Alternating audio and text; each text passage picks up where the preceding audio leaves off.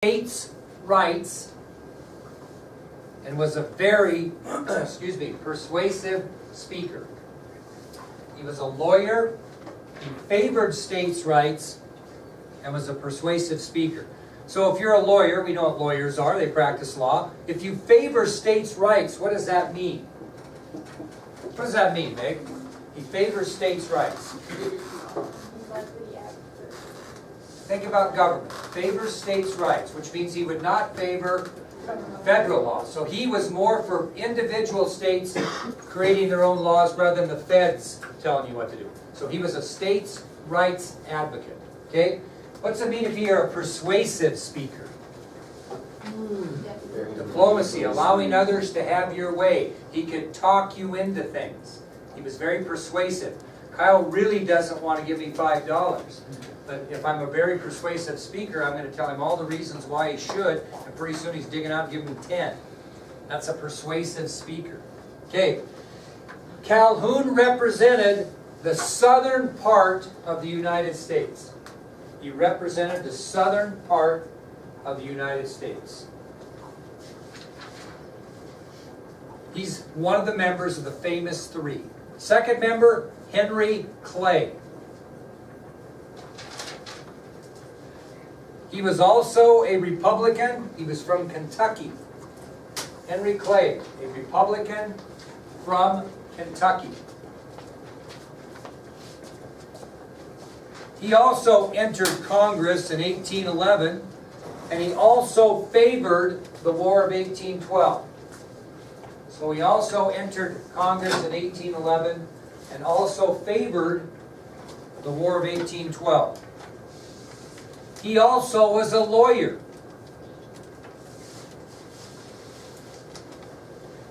Who had a very striking appearance with great speaking skills.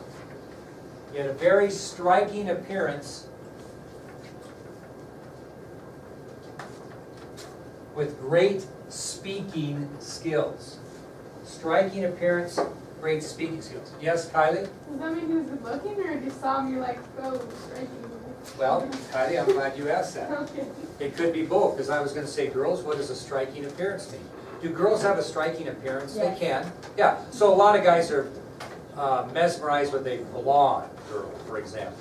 A striking person, someone that you look at and go, whoa. John Kennedy was a striking person. He just had striking features about him. Richard Gere, you ever heard of Richard Gere, the actor? I'm too old.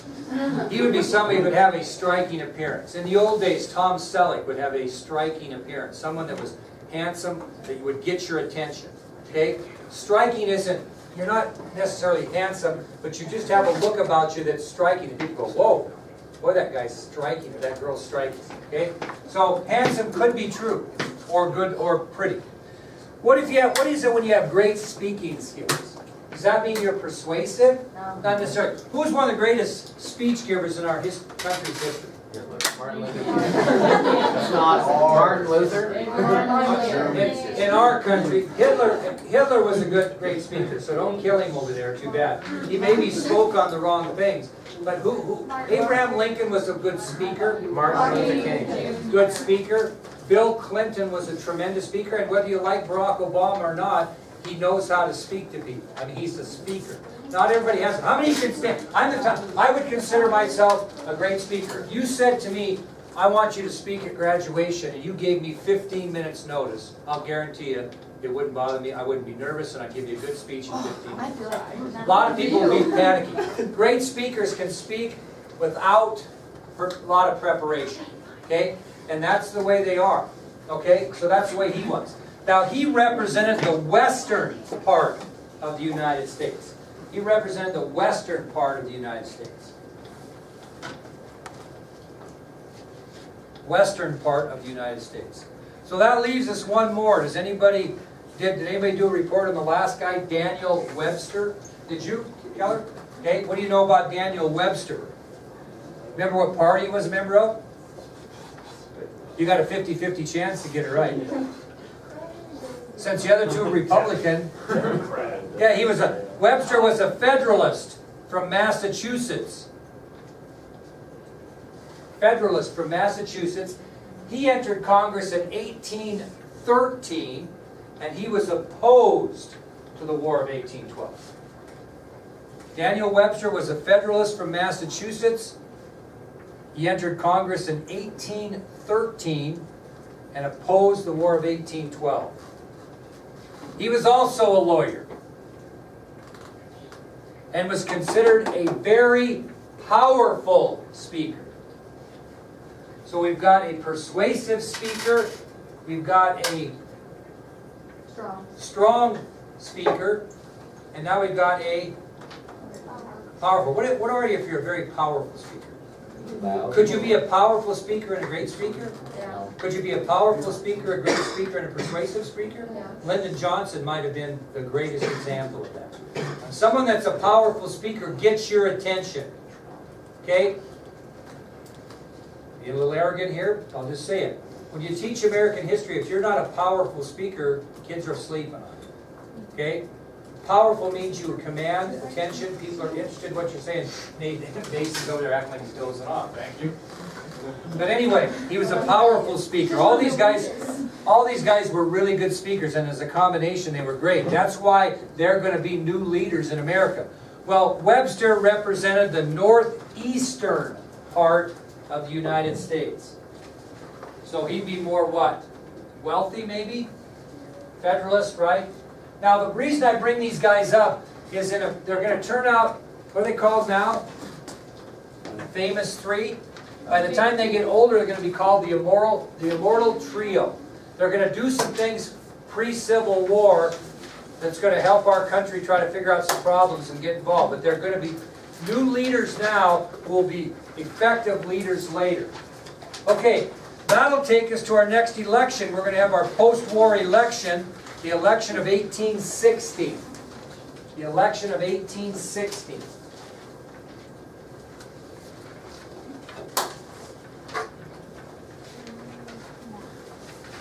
Now, who is not going to run again for the Republicans? James Madison.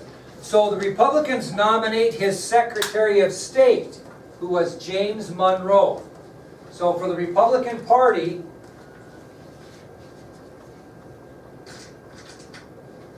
James Monroe, Secretary of State under Madison, will be the Republican nominee.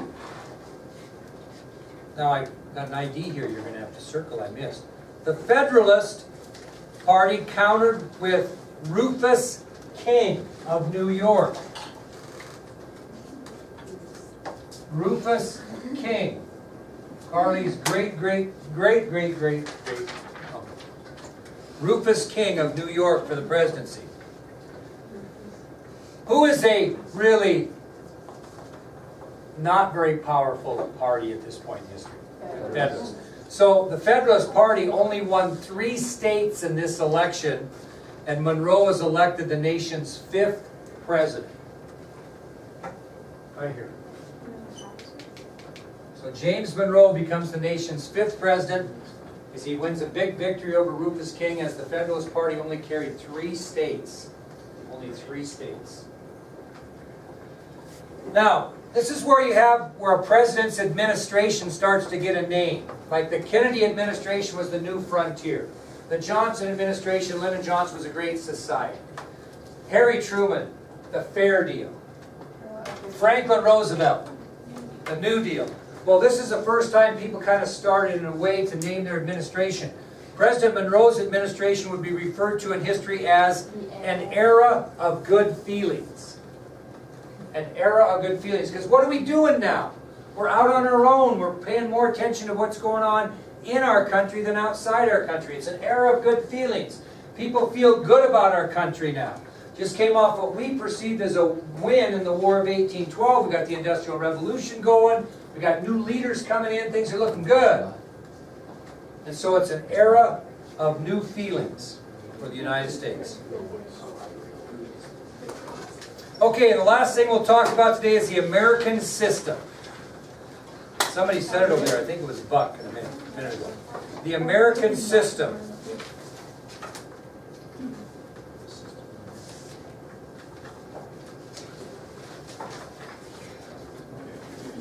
When we talk about the American system, what do we need to create in our country? Buck, you said it a while back. Kind of cut you off because I was waiting for this.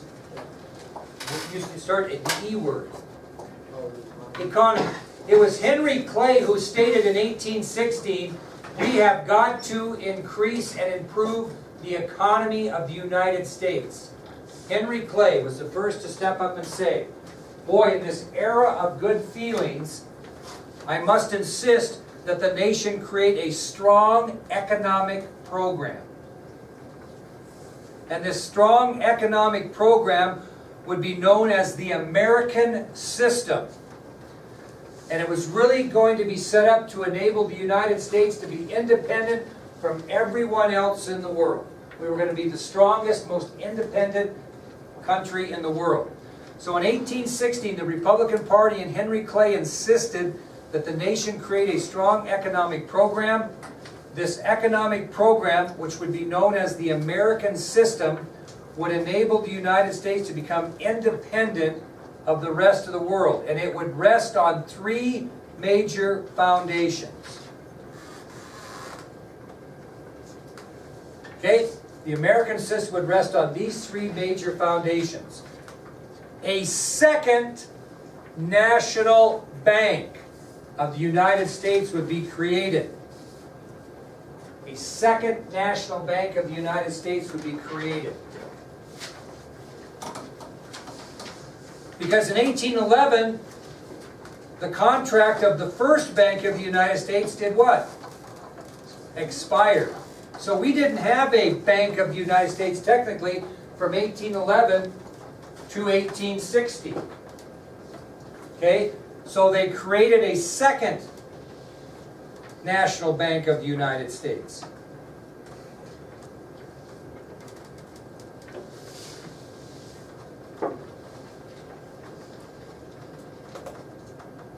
Now, let me go back. The reason why we created a second national bank after the first one expired is before we did that, guess what individuals started doing when the national bank expired?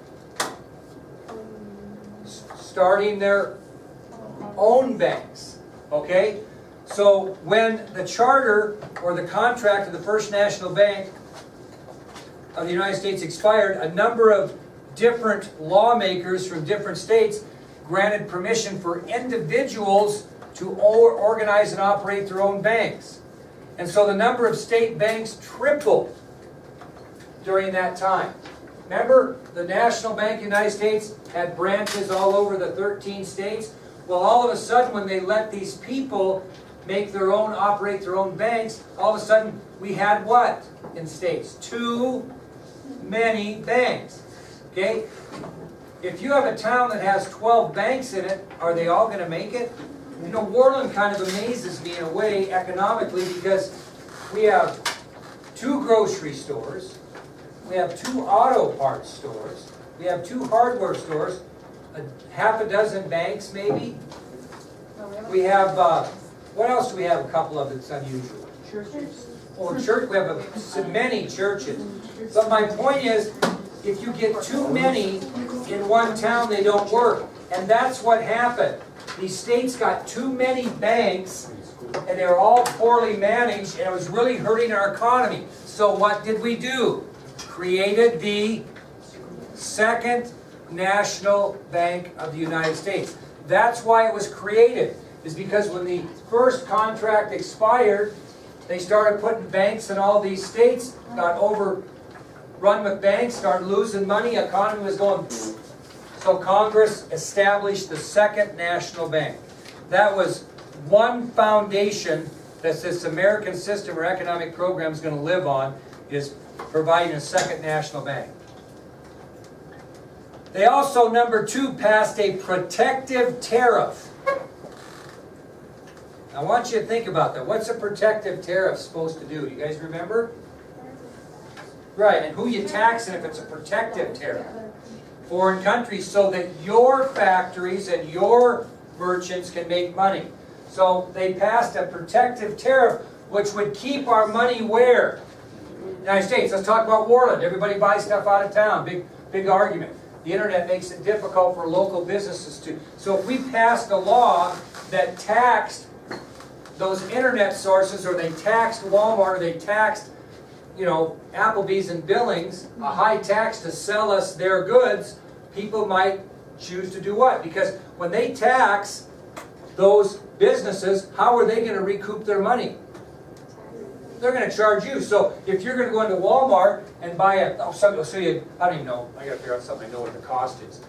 Okay, you go in and buy a bag of spit seeds. They're like $3.99 at Blair's. Okay, well I'm thinking, well by God, I'll go to Walmart and buy those for $2.99. Save me $1. Well, by the time that protective tariff slaps a big tax on Walmart, you think they're going to pay that? They're going to pass it on to you, and now all of a sudden those seeds that I thought were $2.99 are going to be $3.99. I might as well save the gas and stay at home, right? That's kind of the idea of a protective tariff. Okay, so they passed that, and finally, we developed a new transportation system that would link northern and eastern manufacturers to who? Who we want to link them to and make it easy for them? Merchants and manufacturers over here, but who? How are we going to? What transportation system? We're going to link them to what? The West. Which who's there? Farmers. So what we're going to do is we're going to establish a new transportation system which makes it easier for farmers in the West and the South to get their goods where? To the Eastern merchants so they can sell them. Right now, remember the reason they distilled whiskey is because it was too big of a hassle to get their corn to the East. Well, we're going to develop a new transportation system between the East and the Northern merchants and the Eastern merchants and the farmers in the South and the West. Because if we do a good transportation system, they're going to get their goods over there. We're going to make a lot of money. It's going to help the economy. So the three things, again, I want you to understand that the American system rested on was a Second National Bank of the United States, a protective tariff, and a transportation system to link Eastern and Northern merchants with farmers in the South and the West. Da da da da. Okay, we'll continue on tomorrow.